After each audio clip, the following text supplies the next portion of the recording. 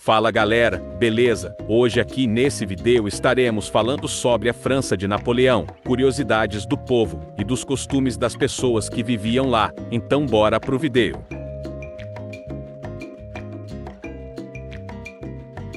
Primeiramente, o que era e quando a França de Napoleão estava de pé. A França de Napoleão refere-se ao período da história francesa dominado pela figura de Napoleão Bonaparte, que governou como primeiro cônsul e mais tarde como imperador dos franceses. Esse período abrange principalmente os anos de 1799, quando Napoleão tomou o poder através de um golpe de Estado, o golpe de 18 de Brumário, até 1815, quando foi derrotado na Batalha de Waterloo e exilado.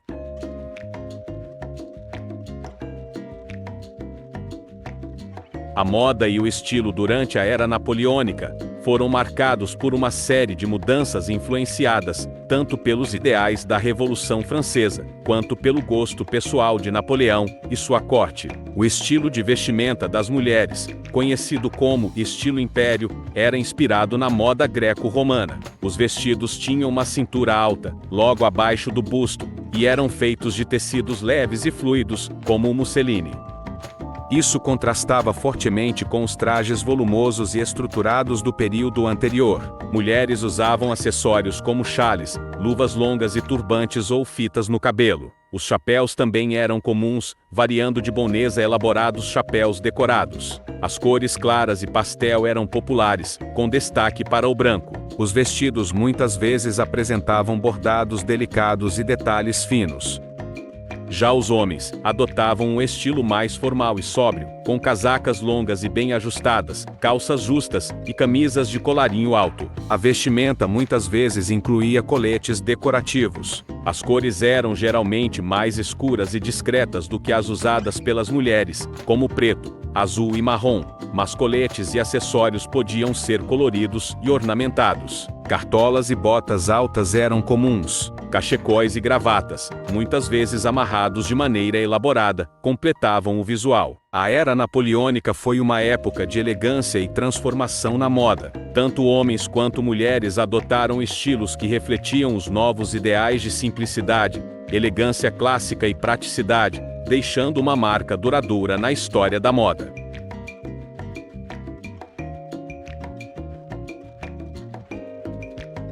As campanhas militares de Napoleão levaram à exposição da França a diversas culturas e suas culinárias, trazendo novos ingredientes e influências para a mesa francesa. Ingredientes exóticos de colônias e territórios ocupados começaram a ser mais amplamente utilizados na culinária francesa, como especiarias, frutas e vegetais. A Era Napoleônica viu avanços em técnicas culinárias, incluindo a organização das cozinhas em brigadas, uma prática que se tornaria a base da moderna cozinha de restaurante.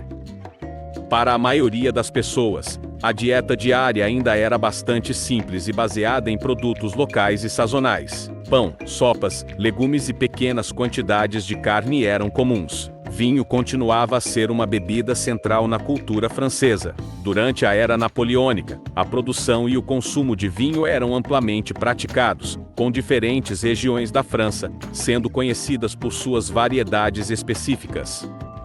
O consumo de café e chocolate estava em ascensão. Os cafés se tornaram pontos de encontro populares para discussões intelectuais e sociais. Os mercados de rua e feiras regionais eram centros vitais de comércio de alimentos, onde as pessoas podiam comprar produtos frescos, carnes, queijos e outros ingredientes.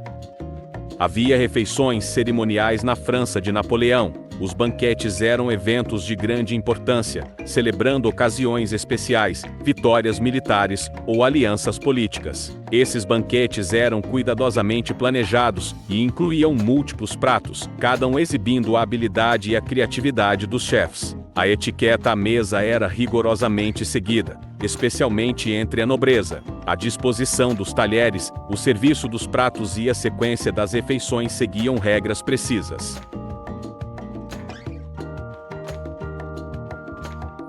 Napoleão Bonaparte era um grande apoiador das ciências e incentivou o progresso científico em várias áreas. Ele acreditava que a ciência era crucial para o desenvolvimento e o poder do Estado. Napoleão fundou e apoiou várias instituições científicas, incluindo o Bureau des Longitudes e a École Polytechnique, que se tornaram centros importantes para a pesquisa científica e a formação de engenheiros.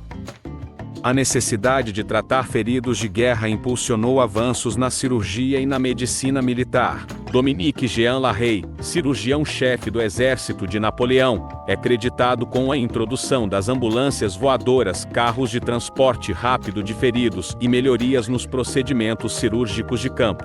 A vacinação contra a varíola começou a se espalhar durante esta época, com Napoleão apoiando as iniciativas de vacinação para proteger suas tropas e a população em geral. A era napoleônica viu avanços significativos na balística e na tecnologia de artilharia. Napoleão empregou engenheiros para desenvolver canhões e armas mais eficientes, o que contribuiu para suas vitórias militares. Claude Chappe inventou o telégrafo de sinalização, um sistema de comunicação que usava tores com braços móveis para transmitir mensagens codificadas a longas distâncias. Napoleão usou esse sistema para coordenar movimentos militares e melhorar a comunicação em seu império. Fundada em 1794, a École Polytechnique tornou-se um centro de excelência para a formação de engenheiros e cientistas. Sob o patrocínio de Napoleão, a escola atraiu alguns dos melhores talentos da época e se destacou em matemática, física e engenharia. Napoleão incentivou a publicação e disseminação de conhecimento científico, apoiando a criação de bibliotecas e a tradução de obras científicas estrangeiras para o francês. Um dos eventos mais significativos foi a assinatura do Concordato de 1801 entre Napoleão Bonaparte e o Papa Pio VII. Esse acordo restabeleceu algumas das relações entre a Igreja Católica e o Estado francês, que haviam sido severamente danificadas durante a Revolução Francesa. Concordato permitiu a liberdade de culto e reconheceu o catolicismo como a religião da maioria dos franceses, mas não como a religião oficial do Estado. Isso deu à Igreja um status legal e restaurou muitos de seus direitos, ao mesmo tempo em que manteve o controle do Estado sobre algumas questões eclesiásticas. O clero foi transformado em funcionários públicos, recebendo salários do Estado. Isso ajudou a assegurar a lealdade do clero a Napoleão e garantiu que a igreja fosse dependente do governo para sua subsistência financeira. Muitas igrejas e instituições religiosas que haviam sido fechadas ou confiscadas durante a Revolução Francesa foram reabertas e restauradas. A prática religiosa se recuperou e muitos franceses voltaram a frequentar os serviços religiosos. As escolas religiosas foram reabertas e a educação voltou a incluir instrução religiosa. Napoleão via a religião como uma ferramenta útil para promover a moralidade e a ordem social.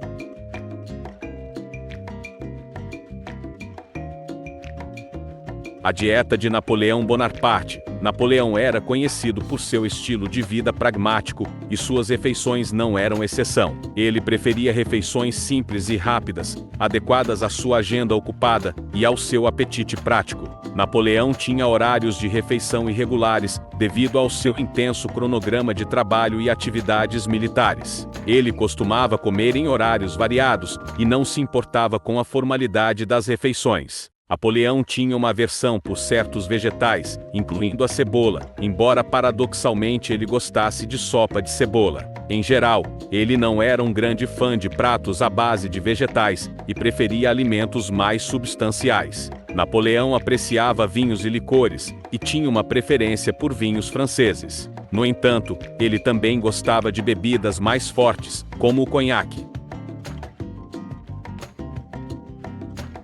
O 1º de abril é conhecido na França como Poisson d'Avril, ou peixe de abril. Essa tradição remonta a práticas antigas de enganar as pessoas com piadas e truques. O nome Poisson d'Avril refere-se à tradição de colar um peixe de papel nas costas das pessoas, como uma brincadeira. A escolha do peixe pode estar relacionada à época do ano. Em abril, a pesca era uma atividade comum, e os peixes estavam em abundância. Assim, o peixe tornou-se um símbolo para as brincadeiras do 1º de abril. A origem da tradição pode estar ligada à mudança do calendário em 1582, quando o Papa Gregório XIII introduziu o calendário gregoriano, e as brincadeiras começaram a se espalhar para aqueles que tinham adotado o novo calendário. Brincadeira clássica envolve colar um peixe de papel nas costas de uma pessoa sem que ela perceba. Quando a pessoa finalmente descobre, os amigos ao redor gritam "Poison the Embryo" para anunciar a pegadinha. Os franceses adoravam dar apelidos engraçados e carinhosos a amigos e familiares, muitas vezes baseados em características físicas ou peculiaridades. Isso resultava em uma variedade de nomes excêntricos e divertidos, que se tornavam parte do cotidiano. Alguns exemplos de apelidos são Lagrange, o gordo, usado para descrever alguém que era corpulento ou tinha um físico robusto. La Petite, o pequeno, usado para pessoas de baixa estatura ou como um termo afetuoso para alguém jovem ou pequeno em termos de personalidade. La Rieur, o risadinha, para alguém que estava sempre rindo ou tinha um senso de humor contagiante. La Bavarde, a falante, usado para alguém que gostava de conversar muito ou era conhecido por sua eloquência e conversa constante.